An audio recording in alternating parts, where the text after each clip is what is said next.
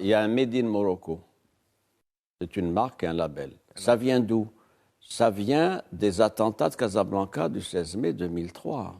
Si on veut faire l'historique de notre politique dans ce domaine, c'est à partir de cela, des attentats de Casablanca, qui ont fait 43 morts, des centaines de blessés. On a quelques jours d'ailleurs de ce triste anniversaire. Oui, tout à fait. Coïncidence ou c'est sur ça qu'il y a eu une prise en main totale de ce dossier par le souverain.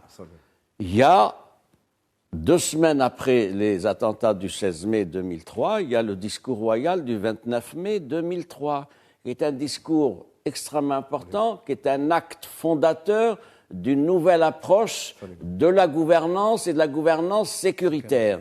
Suite à ce discours royal, il y a eu la modification de l'arsenal juridique. Il fallait bien adapter notre code pénal à des situations particulières, donc pour ce qui est de la lutte antiterroriste.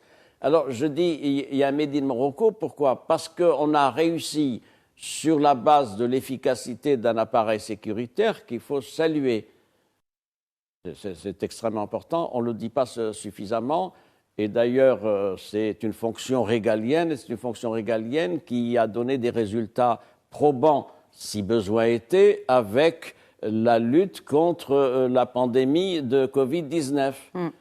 Entre parenthèses, les Marocains étaient bien contents de trouver un État régalien, un État qui protège, qui sécurise et qui est là. Je ferme cette parenthèse. Et donc, on est arrivé avec un mode d'emploi, avec une expérience tirée sur le terrain et la volonté de communiquer, de partager. Et on en a fait l'un des éléments de la coopération avec des pays les plus proches, l'Espagne, la France en particulier, les États-Unis.